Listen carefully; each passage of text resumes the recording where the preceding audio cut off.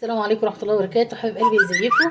يا رب تكونوا بخير. اهلا وسهلا بيكم في قناه ابداعات فرح. احنا النهارده هنعمل مع بعضينا الباميه المطبوخه، يعني الباميه اللي مش هحطها في الفرن. الباميه كده هنعملها على البوتاجاز من فوق في الحله. دي انا قبل كده ما عملتهاش خالص في القناه بتاعتي، فحابه اقول لكم عليها. طبعا وصفتها جميله جدا وبسيطه جدا جدا، وانا بعملها باحترافيه بجد بجد. ان شاء الله هتعملوها بالطريقه بتاعتي هتعجبوا بيها جدا. انا هنا طالما انا ما فيش باميه في السوق اللي هي الباميه الطازه، بستخدم على طول اللي هي بسمة دي تقريبا. يعني بصوا، افضل شركة بتفرز الخضار او الفاكهة هي شركة بسمة. دي انت ممكن تشتري منها وانت مطمئنة. ومعايا اللحمة بتاعتي زي ما انتوا شايفينها كده، ومعايا هنا بصلتين كبار انا فرماهم، ومعايا كيلو من عصير الطماطم. يعني يعتبر 800 جرام من البامية، يعني برضو في حدود الكيلو. لان انت لما بتجيبي كيلو البامية وبتقمعيها، بتشيلي منها مثلا 200 جرام من البامية اللي انت قمعتيه. يعني كده نقدر نقول في حدود كيلو بامية، بس دي طبعا متقمعه جاهزه. كيلو عصير طماطم، وهنا معايا كيلو لحمه. ممكن اللحمه تخليها نص كيلو لحمه، مفيش اي مشكله. هنا معايا بصلتين كبار فرماهم.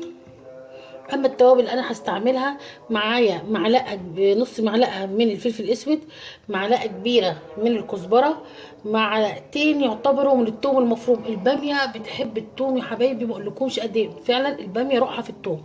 وحبه شطه قليلين جدا جدا، ممكن تستغني عنهم لو انت ما بتحبيش الشطه.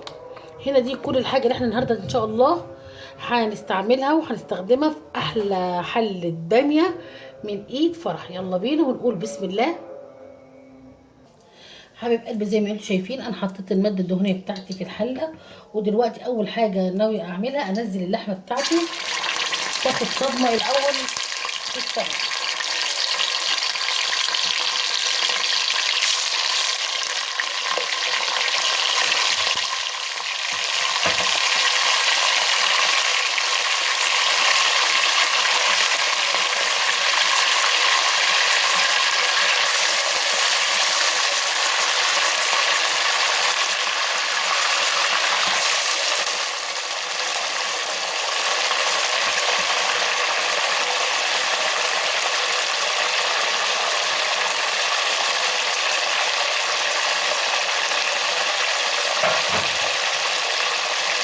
حابة اللحمة بتاعتي تاخد صدمة، على اساس مش عاوزاها تفقد الدم بتاعها خالص في التقليه اللي احنا هنعملها بتاعت الباميه.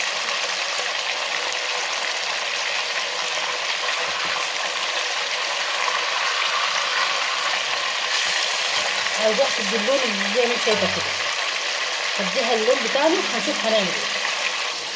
حبايب قلبي، بس هضيف حبه كده قليله من الفلفل الاسود تدي ريحه للحمه. وكده خلاص اللحمه بتاعتي اديتها الصدمه اللي انا حابه اديها للحمه. اللحمه ريحتها جميله جدا وهي بتتشوح كده في السمن والفلفل الاسود، بجد بجد طعمها يعني ممكن تتاكل كده. لو انت سويتيها ممكن اكلها كده انا، وهي مش اسويها بالطريقه دي برضه بتبقى حلوه جدا، شبيهه للكباب حله. احط البصل بتاعي وهبدا اشوح البصل مع اللحمه. واول ما البصل بتاعي يدبل كده ويديني اللون الذهبي، هضيف الثوم. بس هسيبه كده ايه ياخد ويدي مع بعضه، وهرجع لكم ان شاء الله اول ما البصل بتاعي يديني لون. حبيب قلبي، زي ما انتم شايفين كده خلاص البصل بتاعي دبل كده، وشوحت اللحمه كويس جدا مع البصل. دلوقتي هضيف الثوم والكزبره والشطه والفلفل الاسود.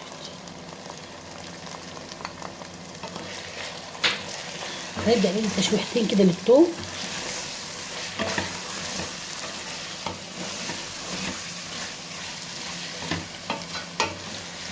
احدي كده تشويحتين حلوين للثوم كده، على اساس عاوزه الثوم كمان لونه يغير. وبعدين على طول ان شاء الله هضيف عصير الطماطم. حبيب قلبي، زي ما انتم شايفين كده خلاص انا مشوحه اللحمه مع الثوم مع البصل حلو جدا. كمان الثوم مع التوابل بتاعتنا ريحتها فظيعه بجد بجد، ريحتها مسمعه البيت كله يعني.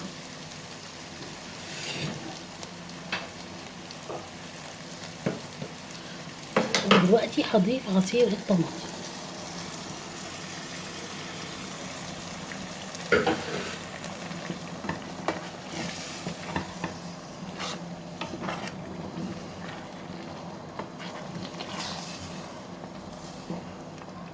هسيبها تتسبك كويس جدا جدا، وبعد ما تتسبك هنشوف هنعمل ايه برضو خطوه خطوه مع بعض.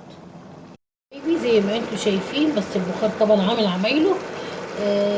خلاص اتسبكت معايا ولسه كمان على السمنه اللي يعرفني هي لسه. شايفين ان هي كده بتتكتك كده في بعضها. التكتكه دي هي بتخليني اعرف ان هي خلاص رست على سمنتها، يعني اتسبكت كويس جدا جدا. دلوقتي عشان طبعا عاوزه اسوي اللحمه بتاعتي والباميه، هضيف لها كميه حلوه من الميه واسيبها كده ايه تاخد وتدي مع بعض. زي ما انتم شايفين كده انا هضيف لها ميه سخنه عشان خاطر نوفر في الوقت بتاعنا.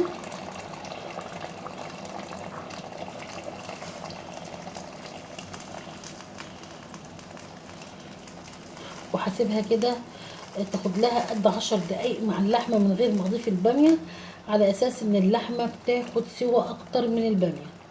هديها كده مش اكتر من 10 دقايق. ما ننساش ان احنا طبعا مشوحين اللحمه في البدايه.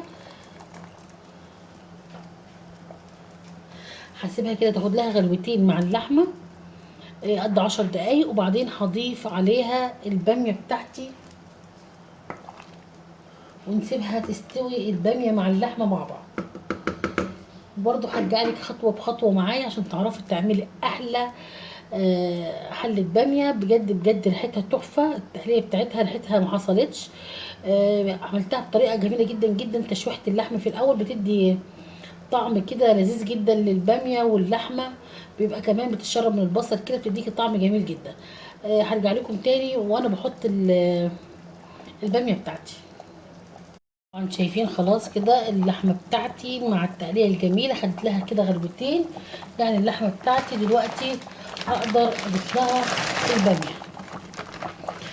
طبعا انتوا واخدين بالكم كلكم معايا ان احنا لسه ما حطيناش الملح. الملح يا حبايبي انا هحطه كده اول ما ناخد اللحمه بتاعتي تاخد نص سوا. مش هقولك قبل ما اطفي عليها ب5 دقايق ولا 10 دقايق، لا، بس اول ما تخش كده في السوا بتاخد نص سوا اللحمه على طول هضيف لها ان شاء الله الملح. كده احنا عرفنا طريقه الباميه من الالف للياء. انا هسيبها كده تستوي كويس جدا، وهقول لكم كمان انا بعرفها ازاي ان هي الباميه بتاعتي استوت. طبعا اللحمه كلنا بنعرفها اول ما بجيب الشوكه بمسك اللحمه كده بقرص عليها بايدي، بعرفها على طول اللحمه استوت او محتاجه سوا. اما الباميه انا بجيب حبايه واحده كده من الباميه بفتحها تلاقالك الحب اللي جوه كل لونه بقالك بامبا كده، تحسي اللون بقى روز يعني محمر كده، اعرف ان على طول الباميه بتاعتي دخل لها استوت وبقت زي الزبده كده. طبعا انا دايما بطفي على النار على الباميه، تلاقي الباميه واحده واحده كده، ما تسيبهاش طبعا ان هي تستوي زياده. وكمان ما ينفعش ان انا اخليها مش مستويه. اول ما تلاقي الحبايه بقت لونها محمره على طول بطفي على الباميه بتاعتي، وان شاء الله اكيد هوريها لك في النهايه اول ما تستوي الباميه.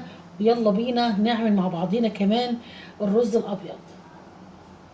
حبيبي زي ما انتم شايفين خلاص هنبدا نعمل الرز الابيض. انا حطيت معلقه حلوه كده من السمنه، بس طبعا الرز لازم تحطي مع السمنه زيت. لو حطيت برضو زبده طبعا الزبده كده كده لازم نحط زيت عشان الزبده ما تتحرقش، بس لازم نحط كده قد 4 معالق من الزيت. ده هيخلي الرز بتاعي مفلفل وجميل جدا. هيسخن الماده الدهنيه بتاعتي، هسخنها كويس جدا واضيف لها على طول الرز. حبايبي انا كده خلاص ضفنا الرز بتاعنا. هبدا اسخن الرز كويس. الرز بتاعي عاوزاه ابيض، فطبعا طالما انا عاوزه الرز بتاعي ابيض مش محتاجه ابدا ان انا احمص الرز او اديله اللون. انا بس هخلي الرز بتاعي يسخن كويس جدا جدا، وهضيف له الشوربه او الميه بتاعته برضو تكون سخنه جدا.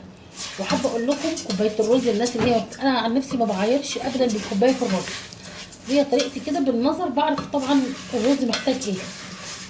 لكن الناس اللي هي ما بتعرفش تظبط سوى الرز، كوبايه الرز عاوزه كوبايه شوربه، نفس كوبايه الرز اللي انت بتعايري بيها تحط لها شوربه.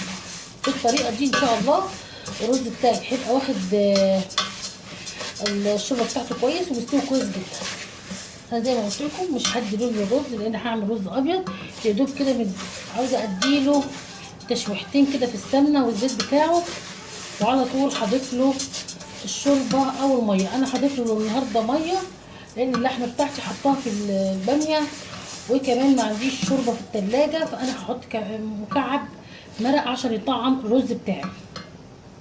خلاص كده غدانا زي ما انتم شايفين انتهى الحمد لله. انا طبعا الرز ما كملتوش معاكم، معلش الكاميرا بتاعتي فصلت، فطبعا ما قدرتش طبعا اكمل باقي الفيديو، بس احنا فعلا عرفنا التكنيك كله بتاع الرز ازاي يتعمل. انا بس كل اللي عملته انا ضفت عليه الميه وحطيت مكعب المرق. انا قلت لكم ما عنديش شوربه، انت لو عندك شوربه استغنى على طول عن مكعب المرق، وسبت الرز بتاعي يتشرب.